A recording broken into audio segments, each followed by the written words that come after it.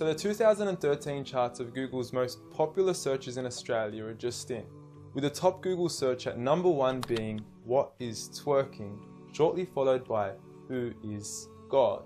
Now, on saying this, I don't think you have to be a genius to figure out which of the two questions is more important to be asking Google. I mean, one could potentially explain the reality of our existence, while the other would potentially leave us scarred for the remainder of our existence.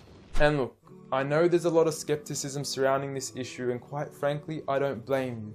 I mean, the meaning of God has been thrown around so often we forgot what it means. From some Zeus-like man in the sky with a big beard, to Thor, to a half-animal, half-human creature, to Kanye West shamelessly producing a track titled "I Am God" on his album Yeezus, to Eminem then self-proclaiming himself as the rap god, a new brand of clothing titled "I Am God", and who could forget Justin Bieber and his Believers. You affectionately refer to your fans as beaners.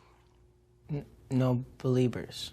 And now I understand that most of this may be exaggerated, and many of these examples are mere semantics and plays on words that are probably being taken out of context, as let's face it, nobody actually believes in Bieber, and I highly doubt that Kanye West considers himself a god. When someone comes up and says something like, "I am a god," everybody says, "Who does he think he is?" I just told you who I thought I was, a god. And now Kanye West smashes his head into a street sign really, really hard. Oh! Kanye. Oh, Kanye. Kanye, you okay? Sounds like Kay's got a new hit. A god. That's who I think I am. Kanye, you okay? So with all these misconstrued definitions of God, the least I could do is help clear the water and help us finally find out who is God. Well, to begin, let's start with the things that we all agree on. First and foremost, we're here. We just began and we exist. And like all things that begin to exist, they require a cause. Things don't just come out of nothing, and although at times we sometimes wish they would, they don't. If I told you that this glass sprang into existence, this glass made itself, you said Muhammad Ali's crazy. So in saying that, knowing the cause of us is crucial to understanding who God is. Although we are able to explain that we did have a beginning, as many leading cosmologists have affirmed, we are still left unanswered as to what was the cause of our beginning. And before you lash out saying, "Oh, but we can't see what happened before we began," or "you can't prove there was a creator," we say quite openly, neither can you disprove a creator. And by observing the reality of our world and our existence, its order, its structure, and the systems, I see no reason not to believe in a creator. But then one may ask, where did this creator come from? What was the cause of him? And it will go on forever and ever, which would most probably lead to us never have ever been created. So for God to exist, he must exist without a beginning, therefore not requiring a cause, making him eternal. He should also be transcendent from his creation and not bound by any of the realms he had created, whether it is time, space, or matter. For instance, when Steve Jobs makes an iPhone, he doesn't become the iPhone, he is separate. And of course, we could also argue that he is one. This makes the most sense, and it would also avoid any potential conflict between two disputing all-powerful gods with conflicting interests. But we still don't know which god is he. Are you Zeus? Are you Thor? Are you Yahweh? Well, if you agree with everything I've said up until now, you will realize that each of these gods don't fit into our established criteria of who God is. They are all created beings, they are not eternal, they have not created anything, they are dependent, and they require sleep, rest, oxygen, and food. So who is the one and only true God? I present to you a God who is one and only, eternal, exists without a beginning, who was uncreated, requiring no cause for himself, yet being the absolute cause and creator of everything else. Allah. A simple definition of God that is logical and rational. There is nothing like him, no man, no creature, nothing imaginable. He is the one who is perfect, although I don't like using the word perfect because our understanding of perfection would never encompass his true essence. He is in control of everything, whereby nothing can harm us unless he wills it. He is the all-knowing, the all-hearing, and unlike our friend Kanye, he is the all-seeing. Many of us would then argue that although these verses do provide a logical and sound concept of God, how do we know that these words are indeed the words of God? Well, first and foremost, the Quran isn't just any book. It was revealed over 1400 years ago as direct revelation from God to the final prophet Muhammad, peace be upon him, and was sent as the most eloquent piece of literature to before mankind.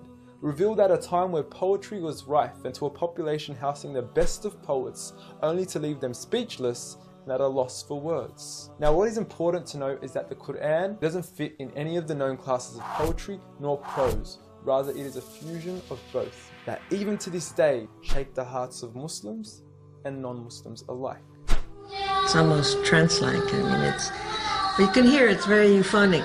I mean, there's a lot of internal rhyme and end rhyme, and the rhythm is not predictable, and it's beautiful. Even to this day, the Quran remains incomparable and stuns humanity with its accurate references to science and history, from accurate descriptions of the human embryo to historically accurate references to the different rulers in the different Egyptian dynasties. And no matter how many times people will try to discredit the Quran on its authenticity, it remains standing.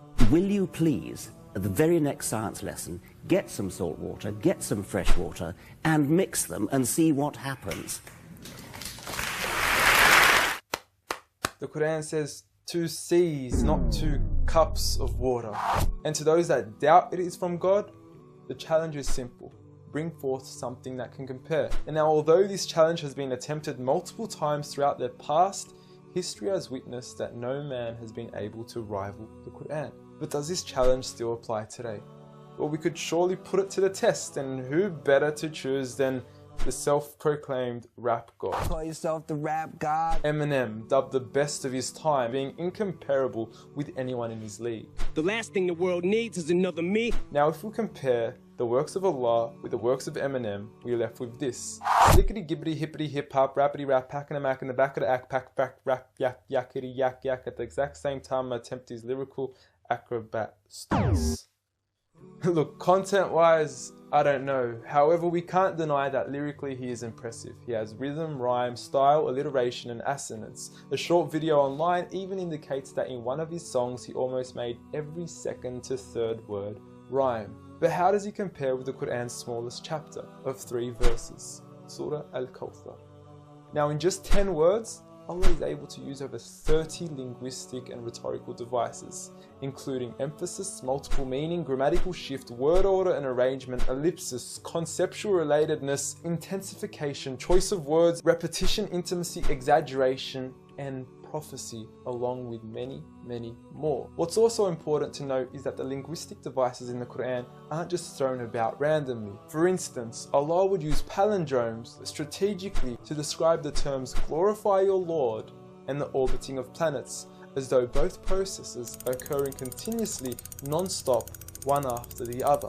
The shortest chapter in the Quran also contains a rhetorical device that no one can compete against nor replicate: prophecy. At the end of the first verse, Allah promises Muhammad, peace be upon him, that he would be given abundant good, at a time when he was at one of the lowest points of his life, with a small amount of followers and low social status. He had even just lost his son, and his enemies were taunting him with cut-off lineage and progeny, yet Allah was promising him abundant good at this time.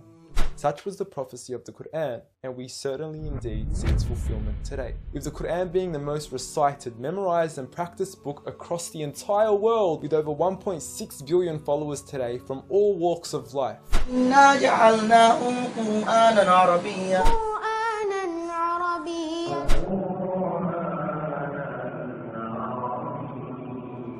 Now, I know many of you are probably thinking, okay, cool story bro, but what's the purpose of the Quran? Well, the importance is that it gives meaning to life, from our overall purpose of existence to why we're here and what happens once we die. God teaches us that each and every single one of us is being tested. We weren't created for mere play, we were created with a purpose, and that is to be obedient to God and His rules. Those who believe, there is reward, and those that don't and are arrogant, there is a punishment. And look, I apologize for trying to squeeze all this into one small video, but I've given you everything you need to know who God is and why we are here. So read.